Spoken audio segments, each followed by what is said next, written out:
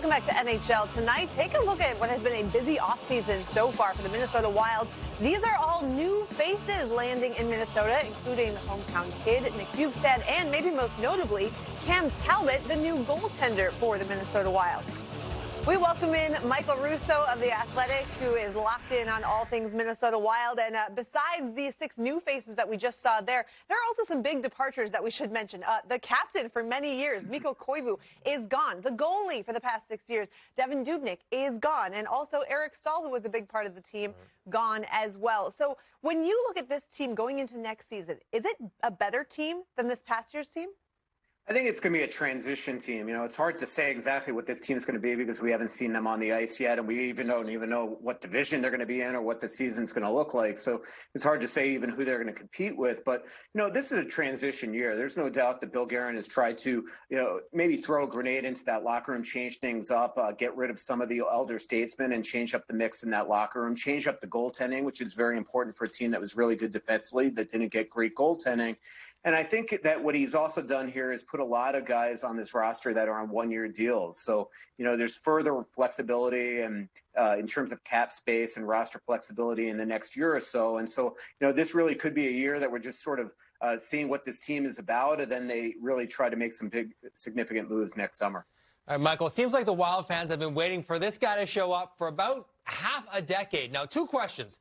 How do we say Kirill Kaprizov? How do we say his name? And what are realistic expectations for a professional hockey player, but a young one at that? Yeah, I mean, but he's 23, not 19. But his name is Kirill Kaprizov. All right. And it took me 5 years to learn it. I've been saying Kaprizov for years, but he has confirmed it's Kaprizov, and it's really neat. I mean, he's in town.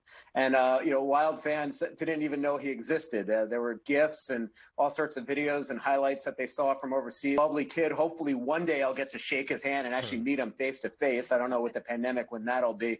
But it's neat. I mean, he took a picture in the locker room yesterday, and basically the way it works is that he got here last Wednesday. He's got to take 4 negative COVID tests in the next 7 days. So starting Friday, he should be getting on the ice at Tria Rink, the Wild's practice facility, with a lot of the guys that are already in town here to start skating with his new teammates as long as he tests negative that 4th time. Yeah, and the Wild are certainly hoping that he is everything that's been advertised so far, and we can't wait to see him take the 30 ice. goals minimum. Yeah. Oh, I like it. I like the prediction. Calder trophy. This Wild fan, total homer, Minnesota girl, likes that prediction. It's going to be really interesting, really strange, rather, to see the Minnesota Wild take the ice without Mikko Koivu. He's spent his whole career to this point with the Wild, and most of those years as the captain. Now he's gone, and so who replaces him? Who do you think is the front runner for the next Wild captain? I think Jared Spurgeon's actually the front runner. I think next up right there might be Zach Parise with him. Also Marcus Foligno and Ryan Suter in the mix. Zach Parise, Captain America. He's been the captain for the New Jersey Devils, captained them actually to the Stanley Cup final in 2012 before he came to Minnesota. All-time leading goal scorer against Minnesotans. You can't go wrong with Zach Parise. But it does seem like Bill Guerin's been trying to sort of, change the core of this team, as we saw with Mikko Koivu and Eric Staal, Devan Dubnyk leaving. And Jared Spurgeon's starting a new 7-year contract now. He's a great citizen, a quiet leader, shows up every single night, arguably one of their best defensemen as well. And so it would not shock me if he's the guy. But again, I think Parise's there. I know Billy Guerin absolutely loves Foligno. The only thing hurting Foligno is he's entering the last year of his contract. And then Ryan Suter there as well. But to me, it's Parise versus Spurgeon down the stretch. And there will be a new captain the first day of training camp, according to Bill Guerin. Okay. One thing that the Wild will need with all those guys gone, a different mix, is more skill. They got a pretty good young prospect, Marco Rossi.